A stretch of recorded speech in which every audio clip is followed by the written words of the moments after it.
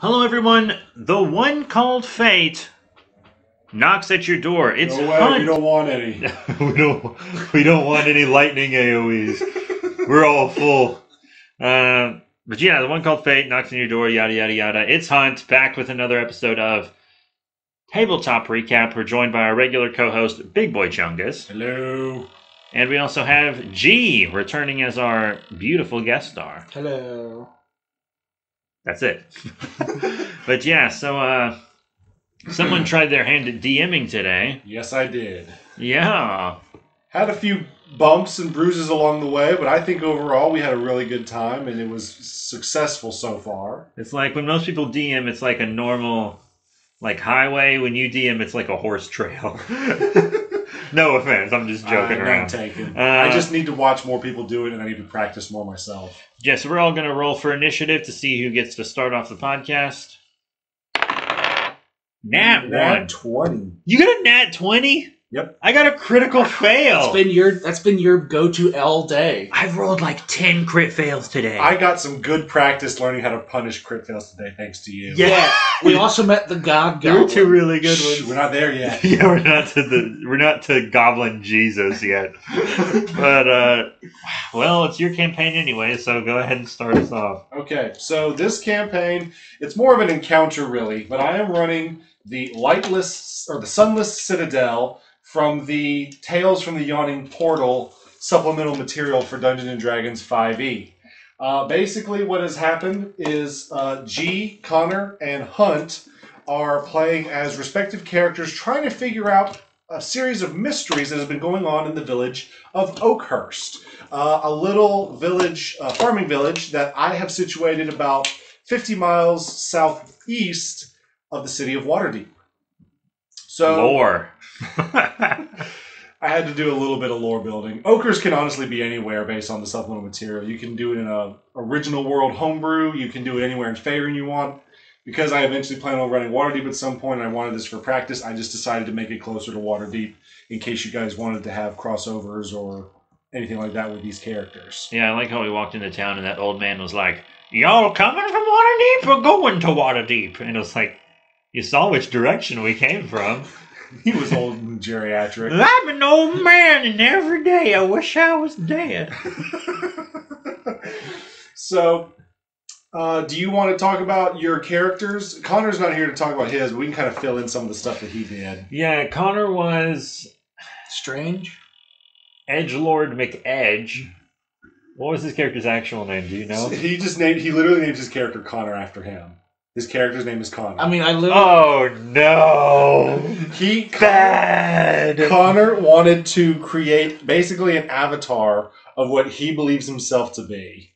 That makes so much more sense! That dude was an edgelord! He wanted to be an agent for hire who burgles and digs up information for various underground networks, basically for Faerun's version of the, the SCP Foundation. No! And he wanted to be an artificer? He's an artificer with a criminal background. Yeah, he's an artificer, but he's built like a rogue. Yeah, like, that was such more rogue tactics. What a weird character. I thought he was... it never occurred to me that he was an artificer. I advised him... I didn't tell him what to do. I'd have been a bad DM if I just told him what to do. I love how right now you're like, let me explain why this isn't my fault. But he was very adamant about what he wanted, and I just helped him work it into a viable character with stats. The rest was up to him. That's pretty cringy, bro. I mean, I made fun of him to his face a lot about being an edgelord, but if I was paying more attention... He was being himself. Oh, God. Goodness. Oh, Explains why he thought Lord. there was a conspiracy in the town. A good thing he doesn't like us enough to listen to our podcast. But he actually played fairly well. You know, despite the fact that he is an edgelord, he is being a team player. He's being helpful. He's not playing chaotic or lawful stupid. I like how when our characters met, we asked his name, and he was like, "That's classified." And then immediately told us what he was there for. Immediately told us his name. Oh no, that's his whole thing. He didn't want me to go into a whole bunch of lore about his character, and I'm like, "You sure? I can totally come up with something with criminal organizations from Waterdeep or whatever." And he said no. And if you look on his character sheet in the background, it just says in parentheses classified. Says that on his character sheet? Yes. That's so cringe. I don't mind telling you guys that now because we're well into the story at this point. That's so cringe. Oh, and I just at the beginning of the campaign, I just straight up asked, like, okay, who am I working with? Just to try and get a feel for everybody. Connor's like, that's classified. And I'm just like, okay, little gremlin. Tell us about your character, G. Okay, so I played basically just, it's my first character that I sat down and with Big Chungus and sat down and You created. put about as much heart into this as I did Fate. I thoroughly enjoy the character I made. I probably went a bit more into this backstory than I needed to, but just because I enjoyed making the character. So I was a brass dragonborn paladin who worshipped the god of Baphomet, who was just kind of the He's the goody two-shoes dragon of the universe. I've only played with one other Dragonborn Paladin, but they lived for 4 years, for the entirety of D&D Club, and they're still alive today. They've been around for over a decade. That's probably a level 20 character now. They are. They're a retired character. I have a retired character from the same campaign. It's just someone that I've been wanting to get into, and it's someone I've actually kind of enjoyed playing. Well, what's your character's name? His name is Myastan Balasar. So, Good dragon name. Thank you. I like that. It actually kind of plays into his backstory because he's one of the descendants of the founding members of his religious church, whose name was also Balasar. And you don't have to really talk about like your motivation for adventuring or anything right now. You guys will probably uncover that more later. I know he's looking for an axe because he asked every single NPC we walked by. Anyone who had any information about mystical or not, have you seen an axe? Because that is what I'm looking for. I'm looking for an axe. Which, by the way, I should have probably done a little bit more role-playing as DM because this is freaking Dungeons & Dragons. 75% of the population carries around some form of axe. I see axes all the time. You need a woodcutter's axe. You need a battle axe. It would be because that's the whole reason I was there is that I was searching for one of the axes in one of my lost founding members of my church. Cool. And I can't metagame because I'll obviously forget that because I don't care. So, what about your character, Hunt? Clarence Spellshell. My first D&D character with a regular first name. Ever. Clarence is a Tortle paleo druid, and a paleo druid is basically just a druid, but for dinosaurs. Yeah, your character grew up in a region around not on Chult, but in he grew up on Arthur Conan Doyle's The Lost World plateau. Which, I don't know the exact name of it, but that area does exist in Faerun, so I totally allowed it. And your guy was raised by dinosaurs. Which specific type? Iguanodons, the ones with the sharp thumbs. If you talk dumb, you get the thumb. Yeah, so if I ever do a unarmed attack, because I have claws that I can do an unarmed attack with, I just stab with my thumbs. I even tried to pick a lock with my thumb today, which was pretty cool. Actually, Didn't you work. tried, and Connor broke a pick off in it. Yeah. But, yeah, he's just a druid. I didn't give him any big fancy backstory, because I didn't think this...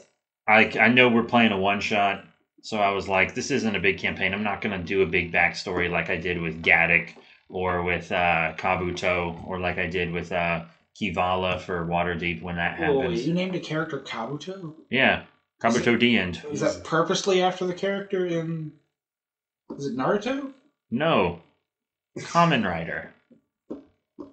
It's a Japanese name. Oh. Kabuto is a type of beetle in Asia. Okay. I swear there's a character there. We believe you. Yeah. So those are the character introductions, and basically what's going on is, for their various reasons, there is a mystery in the form of a blight that is affecting the town of Oakhurst. Villagers are being found mysteriously overnight dead in their fields with needle marks and rough, jagged slashes from an unknown source. So you guys did some investigating into the village, talked to a couple of the NPCs and key players, and not only did you get pointed in the general direction for the mystery of the blight, but you also picked up a couple of side quests as well. Why don't you guys... Do you guys remember much of those? Well, I feel like finding the missing people is the main basically taking us in the same exact direction as our blight thing. Right. So also, we got to save a dragon. So the big thing is that, because when we first got into town, Connor and Hunt's big thing is first I went to what was a shrine, but it was attempted looking at a morgue, trying to look at one of the bodies. Whereas the guy we talked to when I first went in there mentioned that one of the matriarchs of the town had two of her family members, 2 kids. They say kids, but they're like adults. Yeah, Charwin. And their ranger bodyguard or whatever. Right. It was the Hukrell family is one of the nobles that basically operates this farming village. The 2 children, Charwin and Sir Bradford, are the 2 children of the matriarch, and their ranger bodyguard went to investigate the cause of the blight. And you guys learned from talking to them that there is a sunken citadel just outside of town that goblins will frequently come and to and fro, bringing mysterious fruit twice each year. Other than that, there's no other hints they could give you. You just know that the blight might have something to do with the citadel, and that the 2 or 3 people who tried to investigate first went missing. They've been gone for about a month and haven't returned yet. I was given a reward to find them. She did. She is a noble, so she did offer you 250 gold per character to bring back her children alive. And if you couldn't, she'll give you half the gold for just their signet rings. So you guys proceed to take this information and you head off towards the Citadel. And we had a rather, dare I say, rocky intro to this. What do you mean, rocky? I mean... Getting the party together, if you don't start with the party already together knowing each other, it's always rocky and awkward. Because you kind of have to force yourselves to get together, and it just doesn't make a good story. It doesn't flow very well. I tried to do it just because It only flowed well when Kami started his campaign, and that's it. Because, yeah, it didn't flow well at the beginning of Karen's campaign. Yeah, I kind of took some inspiration from hers, but I didn't want to copy it, word for word. Yeah, you did a good job with our little notes telling us our motivations. So the Citadel was, I said earlier that it was a sunken Citadel. That was because this thing has essentially been swallowed up by the earth, and it is now in this massive trench on the side of the road leading out, or just outside of Oakhurst. So you guys wind up climbing down a set of crude stairs leading down, and this is where you guys started fumbling a little bit, because in order to access the Citadel, you had to cross a debris field. And Connor kept trying to make these throws and abilities where he was going to tie a rope off on the other side, and he kept failing strength and dexterity checks. Yeah. So he threw his stones down to light up the things. There were rats. Yes, you guys did get ambushed by rats. We didn't. Which you diffused that situation by. We completely avoided like the first 5 combats. Yeah, you guys didn't fight anything until much later. Because Hunt's character just like... He didn't want to strike first at the rats, so he tried pleading with them first. And like 9 times out of 10, they just left. Yeah, and I would convince one rat, and then that rat would convince the other rats that they were like, these guys are just passing through. We don't need to protect our territory. And then they would just leave. And, it's a level 1 adventure. Lots of big rats, therefore. Right. And then we did that with several more rats until kobolds. And then we passed like 2 kobold encounters also. Right. Because we befriended them. So basically the kobolds, there's a little colony of them that is living in the first half of this citadel. And they're not immediately hostile, but if you're not careful, they could have become hostile. And you basically skipped over a whole bunch of combat encounters right off the bat. Just because I was nice to that one kobold. Yeah. Meepo. My character is... I want to adopt Meepo. Yeah, my character's greatest flaw is also his greatest strength. Like, he's really nice and can make friends easily, but he's also... Yeah, I think your philosophy is you would rather befriend than harm, and you'll only harm if necessary. Yeah, like after we roll our initiative, my first turn, I don't even attack. Which I really like. That adds a lot of flavor to it. Because there was one time where you actually did befriend someone, or an animal, and he helped you in combat. Yeah, I got a pet for like 2 seconds. We'll get to that. So you guys meet Meepo in the Citadel, and he is basically a dragon keeper. He informs you that the kobolds worshipped a white dragon wormling, but has recently been stolen, kidnapped, removed by the goblins who live in the other half of the Citadel. And these guys basically have gang turf wars in the corridors. So you agree to help Meepo and his matriarch, Yusdrael, in agreeing to bring back their wormling, Calcrix. You guys begin making your way into what is considered the neutral territory, or as I call it, the rat quarter. And you guys proceed. You see more rats as you start making your way into this more unknown situation. Yeah, and then I was like, I'll do my rat befriending thing, and I rolled no, I think it rolled a nat 1, and I just rolled really high, and so it became my pet. And normally, when I charmed one of the rats, the others would follow suit. But then Connor had to open his big mouth and give the DM ideas, and he was like, well, now you charmed one, now you gotta charm the other two. And that's not how it had worked the whole time. He just wasn't paying attention. And then you were like, you know what? Yeah, I'll attack with the other two. And I was like, balls! So yeah, you managed to keep, you made a rat friend while vanquishing 2 more rats, and you got a little bit of loot because these rats, they make. Yeah, I had him bring me his nest, which was a ton of stuff. He liked you so much, you went into his nest, gathered up all the little bits of shiny metal and gold, silver, whatever pieces, and then he goes, bleh, and he spits it out at your feet. But after the combat, he only had 1 HP left, and I wasn't going to use Cure Wounds on a 7 HP rat. Let's be real. So the first thing you do, by the way, G's character at this point is blinded because he rolled a critical fail on a perception check. Which happened to him like 3 times. Yes. Twice. It only happened twice. But that happened twice, and then he also couldn't remember who his gods were because of a nat 1. I tried to do a religious check. Nat 1 religion check. I just forgot how to pray. Oh no. Which is funny because my religion doesn't rely on prayer. But so he's blinded in another room while everyone else is exploring this larger open room, and it has a fountain in it. And let's talk about the first fountain. So I swapped these fountains in my logic, apparently. So in the room before we made our little rat friend, there's a fountain, and written in Draconic, it says, "Let there be fire." You guys decided not to do it, but I made a little check with me. By the way, me and Hunt are the only ones who speak Draconic as well as the Kobold. So Connor is completely left out of any of this information. So we were speaking Kobold, or we were speaking Draconic to Kobolds the entire time, and he was just like, what? Any of you guys speak Celestial?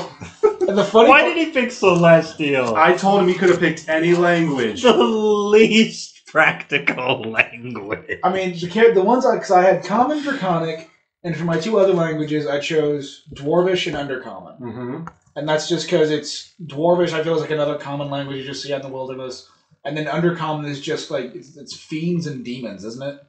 No, Undercommon is for creatures who live in the Underdark. So Drow, Duergar, and dark deep gnomes, basically. So it's not even for dungeoning. It's still not an uncommon thing to have with you. You have more use out of Undercommon than you would Celestial. I mean, it's not like we're going to be talking to the gods. So the languages that you're going to use probably the least are Celestial, Primordial, and maybe there's a third language that's very exotic and rare. I just don't know. Whatever. Let's move on. But yeah, it said let there be fire, and I was like, well, if I read this out loud, there's going to be a fire trap activate, was my logic. And you guys decided to ignore it, but I had Meepo make a few checks while you guys were, role-playing. And all of a sudden, while you guys are huddled against trying to figure out what to do with this certain door in the room, Meepo goes, let there be fire! And of course, me and Hunt just turn around and panic. We were like, no! No, Meepo, no! Meepo, what have you done? But then it was like, it gave us a potion of fire breathing. Which was pointless for me. Yeah, so I took it. It's still a helpful item. So Meepo's like, I give to friends for helping Calcrix. Yeah, and then the next dragon statue said, let there be death on it. And my character's standing in front of it with his 1 HP rat. And as a player, I get this huge grin on my face. And I'm like, it sounds like a trap. Last one gave us something. 50-50 shot. It's going to be beneficial or funny. So, and I would say 50-50 to you guys. It's 100% something from what I know. Yeah. So it effectively gave him the D&D equivalent of cancer. Yeah, basically it turned the room with that particular fountain into a gas chamber. All the toxic gas starts spewing out of the fountain dragon's mouth. Killed my rat. Killed the rat. Killed my own pet. It poisoned you for a full 10 minutes, and Connor and Meepo managed to hold their breath, and they only got poisoned for like a minute. And it was funny. I carried it right away, though. Because I was blind in the other room, because I refused to leave the wall, because I didn't want to lose my bearings until I was not blind, so I wasn't in the room. Unaffected. So you guys are goofing around in the room with the poison, and you're all getting upset. And as DM, you start hearing scratching and banging coming from this adjacent room to the poison fountain room. And 3 giant rats run out, followed by this 6-foot-long, bloated, nasty, diseased rat called the Bloated One or Gut Hurt or something like that in Draconic language. So this is like a legendary rat in this citadel. And you guys beat the crud out. It put up a good fight, but you managed to beat the crud out of it. To be fair, had I not picked up my protection fighting style that my paladin had, we probably would not have fared so well, because I was making Connor definitely didn't fare well. Well, Connor was standing on the other side of the room. He didn't fare well in any combat in the 2 sessions. I told... He literally hid behind us most of the time with 2 HP. I told Hunt to make sure that you were standing next to me, because anyone attacked, because with my protection stance, anyone who's attacked any of my allies, as long as they're right next to me, the enemies attacking them roll with disadvantage. And Connor, for whatever reason, kept going out in front. He couldn't understand. Bless his heart. He's new to the game. He's a new player. He gets... Which, to be fair, I've made the same mistakes too. Right. But stop shushing him. You've shushed him multiple times. I'm sorry. I don't mean to.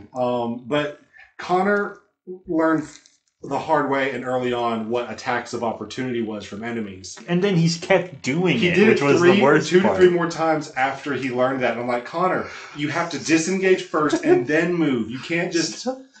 Stop running behind me. It's killing you. And then... This is awesome, but I feel bad for doing it.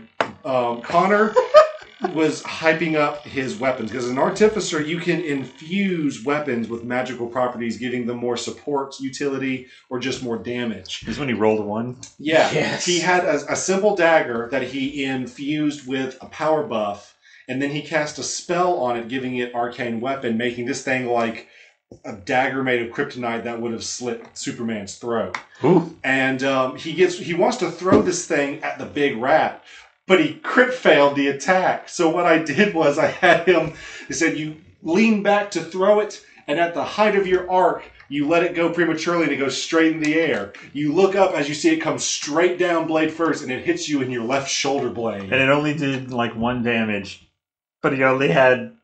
No, it didn't. No, it did full magic. He rolled 2d6s and a d4. Oh, he did? And he only had 3 HP left. He nearly died. That's right, because he went down to negative. He went to negative 5.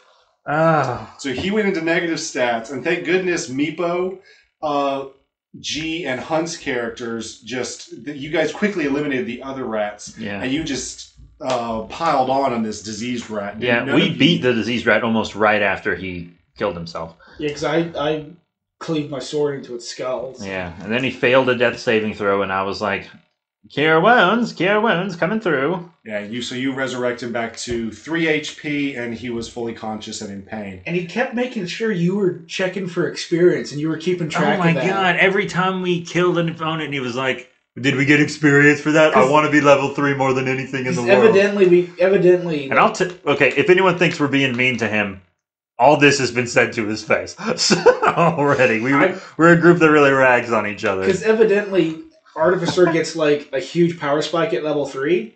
All classes start experiencing major class development at level 3. He also didn't know how to use Google for the past 2 I days. was over because I've never played any sort of major. I've never played any sort of major character to a level 2, and I didn't realize how many spells a paladin got at level 2. Yeah, paladin gets quite a few spells. That was terrifying. I was too afraid to use any of them. But you have They're mostly just very simple prayers, though. Yeah. So that happens, and you guys investigated the room that the diseased rat came out of, and that's where you found a ton of treasure, along with the human ranger that was accompanying the 2 Hakrel siblings. Which I made a DM mistake and accidentally told us you found the ranger. You guys were going to find it out had you keep searching. We had already assumed it because process of elimination on the humans down there. It's a fresh human body. With no signet ring. And we've only heard of 4 humans coming down there, only 3 of which are recent. And then you accidentally revealed it was the ranger, and we went, yeah, we know, we figured it out. Plus the ring that he did have, it required no check to investigate it. And it had his name on it. It had his name on the inside of the ring. Yeah. So mistakes were made, but not detrimental mistakes. So after that, we decide to. You guys cleared the rat quarter, and you guys decided to start advancing into goblin territory. And you guys were so adamant about checking rooms for traps and magic at the beginning. No, Connor was adamant about checking rooms for traps. Which is not a bad policy. It's not a bad thing. But when you run Arcana and everything. Yeah, when you make 5 checks on every single door, it's excessive. It got to the point, because my character is normally the kind that would just wait and let the others, he's real peaceful. But I had to change how he behaved, specifically so we wouldn't spend 45 minutes in a single room that didn't have anything in it again. So I was just like, I walk through the door. I'm walking through doors. I'm walking through doors. You do that and you trigger a trap. Yeah, but we wouldn't have gotten half the as far as we did if I didn't do that, though. True. And so you trigger this trap, and it's not a lethal trap. It is a bell alarm that notifies the 2 goblins in this elongated room to take cover and prepare to attack. And this room has 2 parts. There's the sleeping quarters in the goblins for 2 goblins that are on the opposite end, and then there's a hallway that is just full of caltrops. They made that room very well, those goblins did. Yeah, goblins they're dumb, but they're not stupid. I'll give them that much. For a race of their intelligence, they are interesting. True. And this is where things start getting interesting for you. Because these goblins set up shop after hearing the bell go off. And I say, roll initiative. And with caltrops, you have to make a saving throw, or else you take 1 damage and your movement is halved. Which all of you succeeded your throws, but your movement was still reduced, because if you move too much, you have to make another saving throw. And the goblins just started taking pot shots from this makeshift wall that they had set up halfway between their sleeping quarters and the entrance of this door. Because one goblin rolled a nat 20 on their initiative. So that goblin rolled like a god. That goblin had every deity. So couldn't hit him. Hunt's character is the first one in the door, so of course the 2 goblins are aggroed to him. The first goblin rolls a nat 20 on initiative, so of course he gets not only his regular attack, but a bonus attack, which Hunt immediately goes into his turtle shell, which gives him a buff to his AC. Yeah. So he's like 21 AC. It takes a lot to hit and damage this guy.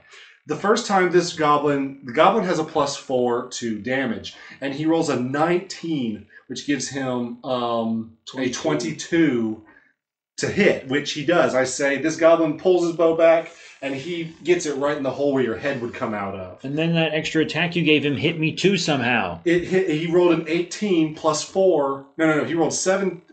No. Basic math. He rolled a 17 +4, gave him exactly 21.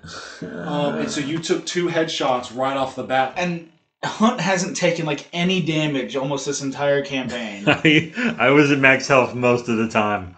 I just but I couldn't hit. I could barely hit anything though. Was the trade-off. And then after the nat 20 goblin does his attacks, you rolled the second highest initiative, and it's your turn. And you want to thorn whip him into the caltrops, but you crit failed the thorn whip and choked myself. Yeah, you brought the whip back, and as you brought it forward, your wrist wasn't cocked right, I guess, and it wraps around your neck, and you choke yourself with a thorn vine. I went from being max HP at the beginning of that encounter to 3. But this was Meepo and Connor's time to shine, because they did... Because the ones that usually suck in the other combats are the ones that mostly kicked his ass. Yeah, so Connor manages to send off a couple of acid cantrip spells, and he melts the face off of one goblin. And Meepo, who has a little sling tucked away in his back pocket, starts taking caltrops, and the kobolds in this game hate goblins. Like, it is borderline racist. And so Meepo's like slinging caltrops into their eyes and dealing damage, and he's like an ace shot. And eventually you guys do kill the goblins, and Meepo winds up sweeping up all the caltrops, and you guys get like 50 each. I got that final shot on that on that goblin. And then just to add insult to injury, you got a crit fail on a perception check. And as you go to look into the room, you trip and fall, and your head hits a stray caltrop that Meepo has yet to pick up. I rolled so many nat 1s over these past 2 sessions. It was insane. How did I do it? You gave Chungus a chance to practice his punishment, though. Yeah, because your punishments did get better as they went along. I liked it. And I almost enjoy rolling that once it's safe. Wait, who rolled the nat one that hit me? oh, that was when you guys were that we didn't talk about that one where you guys were fighting the skeletons. Hunt actually hit you with a scimitar because you hit a crit one. Right. That was me? I don't think that was me, was it? It was you or Connor. One of you guys hit. It was Connor. It wasn't me.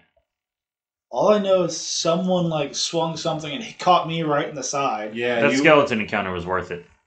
Even though Connor was hiding in the corner with 1 HP. You guys got some sick items from that skeleton. Yeah, that necromancer whistle was really cool. Not destroy. My character probably should have destroyed. You should have just destroyed it. But I was just like, I don't want to touch this thing. It goes completely against what I believe in. I'm not touching this. But the fact that you sacrificed a little bit of you didn't sacrifice really integrity, but you were big enough to say, here, I can't use this, but I'm sure someone else can. I'll just respect you less for it. Yeah, you gave it to Connor and you were like, if you ever lose this, I won't respect you anymore. And then I was sitting there like, if he doesn't want it used, why not just destroy it? If you would have destroyed that, though, I would have been like, ooh, that was a good item, dude. That was a real good item. Raise 1 undead every 7 days. So I gave it to the edgiest guy who's probably going to forget he has it. And if you're too busy brooding, and well, you can resurrect an undead once a week, and then you can blow it again if the undead you raised didn't die. You can blow it again to reassert control. That way, because the way Raise Undead works is that you have to constantly maintain control of your creatures. Otherwise, they will revolt against you. Because, mindless corpses. But so, yeah, after you guys cleared the room with the goblins and the caltrops, you decided to make that your camp. Or you decided to head We moved back into kobold territory to camp so we wouldn't get ambushed. Yeah, that's friendly territory. If I was DM and you guys camped in hostile territory like that, just in the middle, right where... Well, I was waiting for you guys to do that. That's like... I would have had you attacked. You would have maybe had a short rest, not a long rest. You would have been attacked. But you guys played that last session really well, and your characters are currently taking a nice long nap. We'll get all our health back. All our health back, and we'll get all our spell slots back. Yeah, I used all my spell slots. Yeah, all our spell slots were used on Cure Wounds, both of us. Mostly for... I used all my lay on hands went to me for most part. But that was because you said you were going to use Cure Wounds on Connor. Yeah. And then when you ran out of spell slots for Cure Wounds, I used Cure Wounds on Connor and myself. Wild ride. Crazy, right? It was me with a new DM and 2 new players, and I was just like, let's do this. Well, I mean, to be fair, I think it's great that you decided to pick a character like you weren't too invested in. Because otherwise, I feel like you would have been like... Because I knew you idiots would get me killed. Because I figured you guys would have actually been getting pissed off at what me and Connor were doing. No. You, as a new player, you and Connor, for the most part, mistakes were made, but you were very positive, very supportive, and most importantly, you were cooperative. Unlike me on my first playthrough. The big thing I was looking for, I was just looking for different ways just to throw my character's personality out there, which I didn't find a lot of. I'm just glad you weren't lawful stupid, dude. Lots of first-time paladins are lawful stupid. And you know what? In a lot of these one-offs, there may not be a whole lot of times for you to, role play a lot with your character, because sometimes these one-offs are real combat-focused. Other times, there's just not a lot of lore or story prepped for these. So, for what you're getting, you're doing great. I mean, because, my plan, for the thing was, because the way Hunt handled animals, he didn't attack his first combat phase. My second was I didn't quite get the hang of it or actually attempt to do it. But I was planning on having, the first part of my combat phase would to ask them to either step down or surrender. Otherwise, I would have to use force. And if we're both doing that, though, we'll probably get destroyed. It is fun to do, but I want to tell you right now, trying to DM and play an NPC is exhausting. I think everyone... Especially when you're playing everyone's favorite NPC, Bonetooth Scaleskin, and then a barbarian rolls 3 nat 1s and chops them in half, and his dying words are, I blame you! Remember that? Yes, I do. The second time. First time you just ripped his arm off. Second time you cut him in half. I'm going to adopt. My character is going to adopt Meebo, though. I'm going to do my best to adopt Meebo. We'll end on this story. And he's super happy about it, too. We'll end up... Well, that's because he doesn't know what adoption is. Meebo is not He's very loyal to his clan and to his dragon Calcrix, but he's not very intelligent on anything outside of the Citadel. So G's character straight up says, when we're done with all this, I'm going to adopt you. And he's like, what is adopt? Does that involve dragons? And me being the dragonborn paladin who worships a dragon, I said, yeah, kinda. And then he's like, huzzah! Hooray for adoption! Adoption! Adoption! I love him. Even though he's clearly an adult because they put him in charge of babysitting their god. It's because he's 2.5 feet tall and he has a high-pitched voice. So gonna adopt him. Oh my goodness. Carry him around in a baby Bjorn. Like, if at any point, like, my character shows up at some point in someone else's campaign, he will have Meebo just sitting on his shoulder. What was the story you wanted to end it on? Oh, that was it with Meepo getting excited about adoption. Nice. But, yeah, that's it. So that's about the 2 campaigns. What was this called again? The Sunless Citadel. It's an encounter that you can do either as a one-off or as an insert to an already existing campaign for Dungeons & Dragons 5e. The Sunless Citadel. So that's it. Thank you all very much for your support. Remember to check out all the cool links for social media, and then we got merch on eBay and etc. Remember that, G. If you want a shirt for the podcast, you know. Why would I wear a shirt to a podcast? You're wearing a shirt now. They don't know that. You aren't wearing pants or underwear, though, which is concerning. There's just a wig over your crotch, and I'm very concerned as Who to said it this was a fashion wig? choice. We're ending. Absolutely, the podcast is You have to keep over. this PG. The podcast is over. People have hair. That's PG. Some have more hair than others, apparently. But that's it. And we'll see you all next time when fate knocks at your door.